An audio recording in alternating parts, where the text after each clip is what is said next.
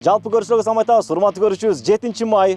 Бүгүн биз Ысык көлдө Чолпон Атада ипподромдо турган кезибиз. Ушул саатта оюн бүткөнүнө бир 10 мүнөт болду. Бүгүн азыркы учурда ынтымак менен намыстын беттеши болду. Намыс ынтымактан жеңилип калса дагы бирок татыктуу оюн көрсөттү деген сөздү айткым келип турат. Мына ошол намыстын намыстуу баласы Дастан менен баарлашабыз.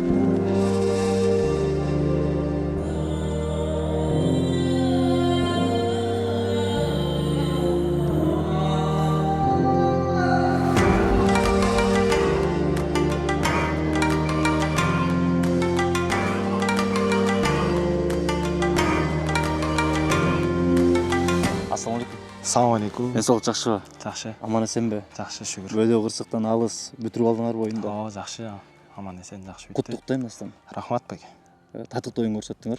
Эң бир сонун оюн көрсөттүңөр. Жалпы көрөрмандар намыс утулса дагы, жеңилсе дагы, бирок оюнга аябай ыраазы болуп кеткенин көрдүм. Анткени өзүм эл арасында отурдум.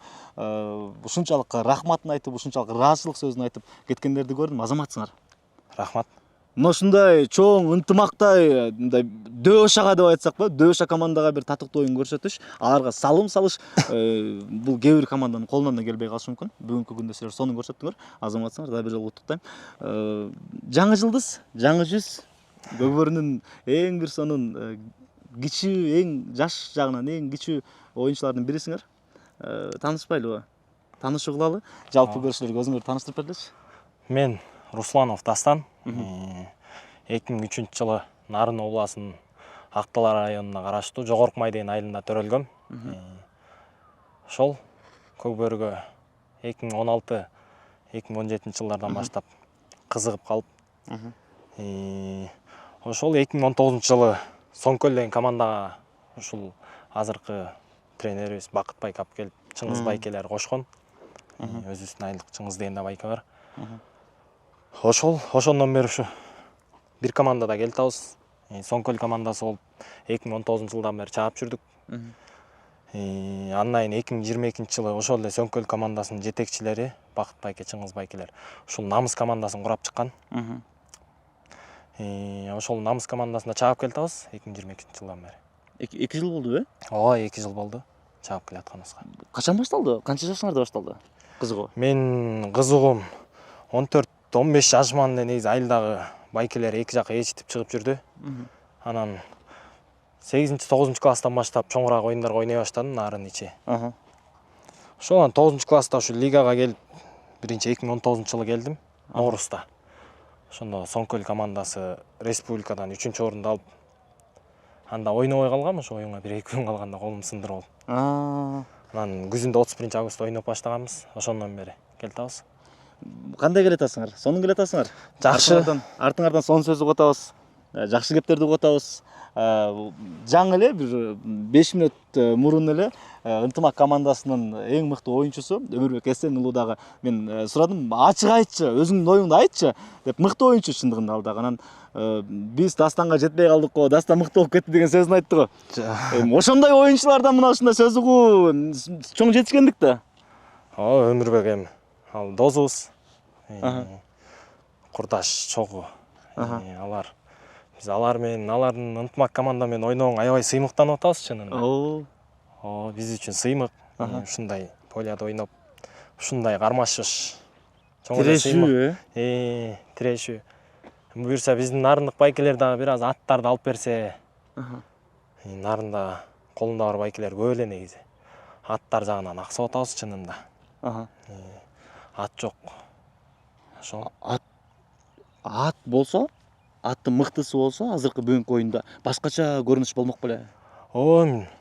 Тилердин койгон атын биздин аттар коюп, чуркаган аттарына жетип турса, оюн жакшы эле деңгээлде болмок го дейм. Аттарыбыз слабый болуп атат чынында. Коргоочу аттар керек, чабуулчу аттар керек. Коргоочу, чабуулчу, Адинайдын Аватар Кыргызстандагы эң алдыңкы ат. Ушул биздин деле аттар жакшы аттар, Адинайдын 5 кашка менен фаворит. 5 кашка, Мыкты эле оюн көргөзүп атат. Адинайдын болбосо да чабуул жагынан, защита жагынан ат болсо биз деле аракет кылып ойнойт элек, болушунча дагы. Бүгүнкү ынтымак менен болгон беттештеги силердин салымыңар командага бир аз дем берди окшойт да, күч берди окшойт да. Мындай чогула түштүңөр окшойт да. Биз ошол канча бир 2 жолу салдык окшойт. Эсепти билбейсиңер. Оюндун жаңы эле бүтүп 2 жолу салдык. 2 жолу салдыңар достор. Бирөөнү аракет кылып көрдүм, сала албай калдым ошо. Баары тажрыйба тип байкелерде. Кайсы жерден кармаганды билет. Кармап калып атышты. Тандем болгон сонунда, Дастан. Ооба. Бойко Манас Ниязов мисалы, кимдики Комбат Рустам Тыналиевдики ушинтип бара-бара мүмкүн фаворитти бири-бириңер толуктап каласыңар. Кудайым буйрсам. Колдон келгенин кыла беребиз, аракет кылабыз. Эмне аракеттерди көрдүңөр? Фаворитти өзүңөргө көндүрүш үчүн, силер ага көнүш үчүн. Бул фаворит өзүмдүн эле байкемдин аты, Максат деген атамдыкы. Муну былтыр Норузда командага келген, Намыс командасына. Келип ошол оюндан кийин сатып алганбыз. Сатып алып жайында айылга алып барып бир аз миндим. Өзүм мындай шаадылуу үстү жакшы атта. Анан кыштай нарында районный оюнга чаптым. Өзүм негизи чабуулчумун, анан баягы фаворитти бакканыма анан өзүм байкем аты болуп адреналинге чаап калдым, анан кайра адреналинге чаап калдым быйыл. Эмнеге 10 номер? 10 номер Талаш болгон болуш керек 10 номер, башында мен негизи 6-7 номерларды кийип жүрчүмүн. Анан бизде Соңкөлдө ойноп жүргөндө Муку деген байкебиз кийчү. Андан Намыста ойноп жүргөндө дагы Айтук ошол байкелер кийип ойноп калды. 10 номер. Мен да бир күнү келип ушул номерди кийсем экен деп калчумун. Эми легенданын баары эле 10 номер кийет, бүт эле. Рустам байке, Манас байкелердин оюнун көрүп жүрүп, ушулардындай форма кийип ойносом экен дечим. Силердин кумириңер сыяктуу эле, алардын мындай оюндарын көрүп. Ошол байкелердин арты менен өсүп келатабыз да биз. Рустам байке, Нуржан байке, Манас байкелердин арты менен келатабыз. Ошол өзүң бир убакта оюнун көрүп, суктанып, ушундай оюнчу болсом экен деп кыялданып жүргөн оюн буюрса эртең болот. Ооба. Манас Ниязов менен бир карама-каршы оюн көрсөтөсүңөр. Эмнени элестетип атасыңар? Ооба. Буга чейин көрсөттүңөр беле? Жок, буга чейин ойноп көрө элекпиз. Биринчи жолу. Эртең, Кудайым буйрса, эртең же бүрсү күнү достук менен 3-4 орунга ойнойбуз. Ошол эми достук мечта болчу мурун. Ушундай достук, ынтымак деген командаларга ойноо. Эми акырындан Алланын буйругу экен ушу. Акырындык менен Намыс командасы да топтон чыгып, высший лигага кошулуп калдык. Ошол эми эртең Кудай буйрса достук менен ойнойбуз. Ийгилик каалайбыз. Ийгилик каалайбыз. Бүгүнкүдөй мындай бөөдө кырсыктан алыс оюн көрсөткүлө. Анан жеңилесиңер ызаланбагылачы. Дастан, жаңы эле оюн бүткөндө бир аз ызаланып кетип баратканыңарды көрүп, көзүңөрдөн мондай энергиянын чыгып турганын көрүп, анан эми оюнда. Оюн күчтүүсү устат. Биз утулганга өкүнгөн жокпуз. Наоборот, ушундай тажрыйба алганга сүйүндүк чынында. Ушул аттар менен ойноо. Мен каңырыш уктумбу же чын эле уктумбу билбейм. Жогоруда айтып атпайсыңбы, мисалы, достук менен ынтымакка чабуу кыялым болчу депчи. Достук чакырды беле? Чакырды деген мен сөздү уктам. Канчалык чындыгы бар экен билбейм. Ооба.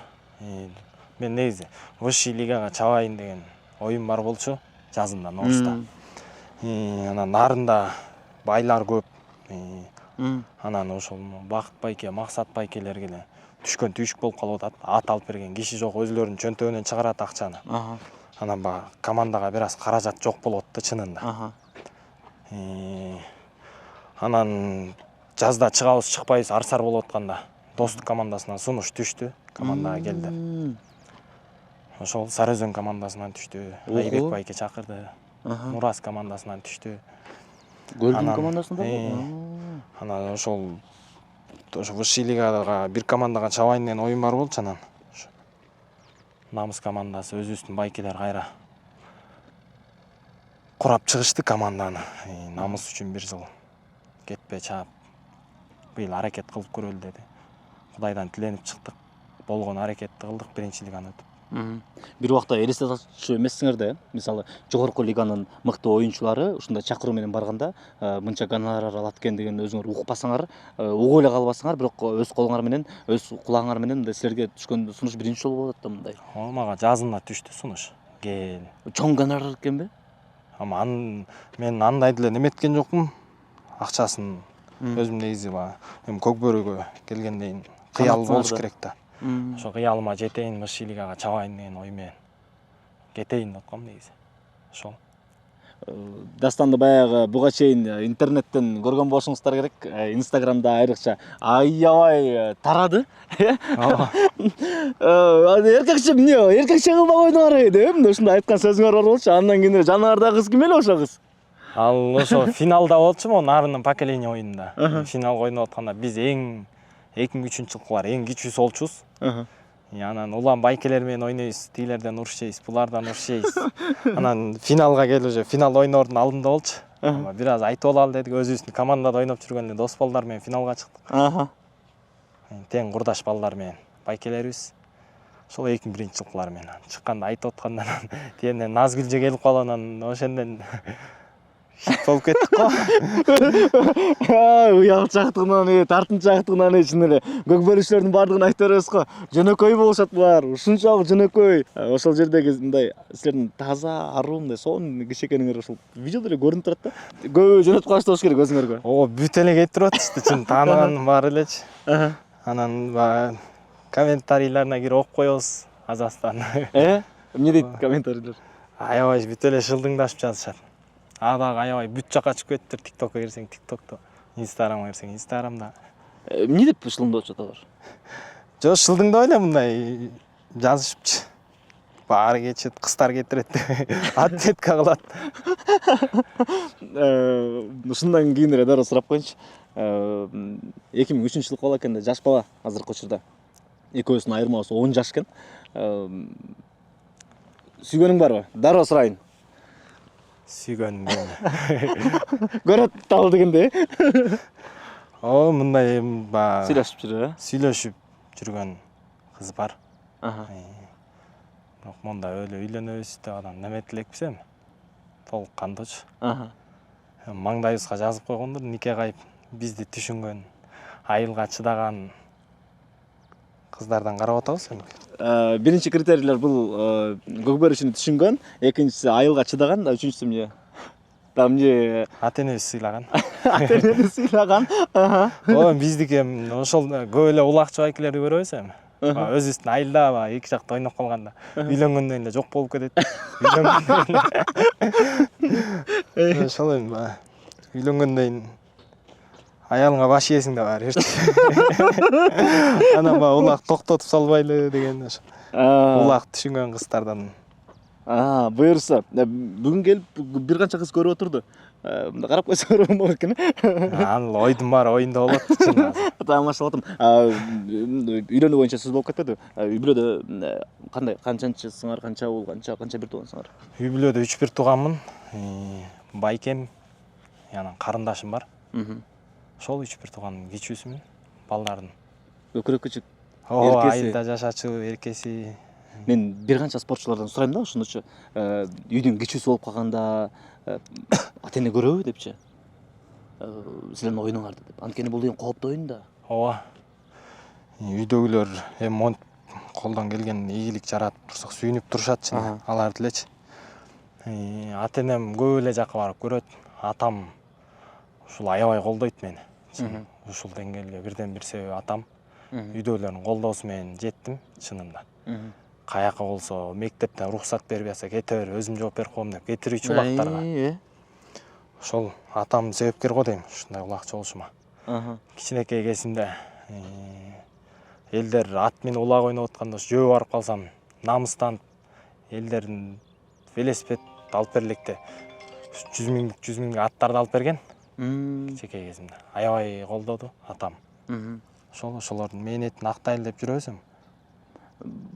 Балам ошолордун жанында жөө жүрүп калбасын. Өзүнүн аты болсун, тигинин атын сурабасын, элден кем болбосун деген нерсе экен да. Элден кем болбосун, ошо ойнобосо дагы аты менен барсынчы деп. Ушу кичинекей кезимде эле командага келгенде эле 2019-жылы келдим. Ал кезде 16-17 жашта болчумун. Анда оюнга деле кирчү эмесмин чын эле. Бир оюнда бир кирсем кирчүм, кирбесем жок. Ошондо команданын эң алдыңкы аты болгон Ракета деген атты алып берди. Бирок аны мен минип оюнга даярдайм, оюнга келгенде Карагулов Руслан деген майкебиз минчүү. Ошол. Азыркы учурда мындай сыймыктанган, ыраазы болгон сиздердин угуп атат болушуңар керек экен да, ата-энеден. Ооба, үйдөгүлөр оюн болгон сайын келип кетчү. Ошол азыр бир аз айылда жаздын күнү тиричилик жумуш болуп келе албай калышты. Норуста келип кеткен, Норуста чемпион болгондо аябай сүйүнүп кетишти, ыраазы болуп. Ошол. Апаңарчы? Апам да келди Норуста. Финал күнү келишти. Көрүп атат бекен мындай баласысыңар да, силер кичүүсүңөр да. Ал үчүн бул кечээки эле тай басып жүргөн мындай кичинекей эрке баласысыңар да. Ооба. Эмоциясын көргөн жокмун, бирок оюн бүткөндөн кийин Карагулжаны утуп алдык. Утуп алып мыкты оюнчу болдук.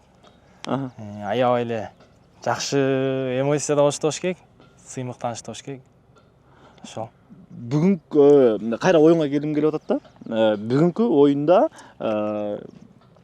бир эле ат жетишкен жокпу? Калган баары жакшы болдубу? Эмне кемчиликтерди кетирдиңер?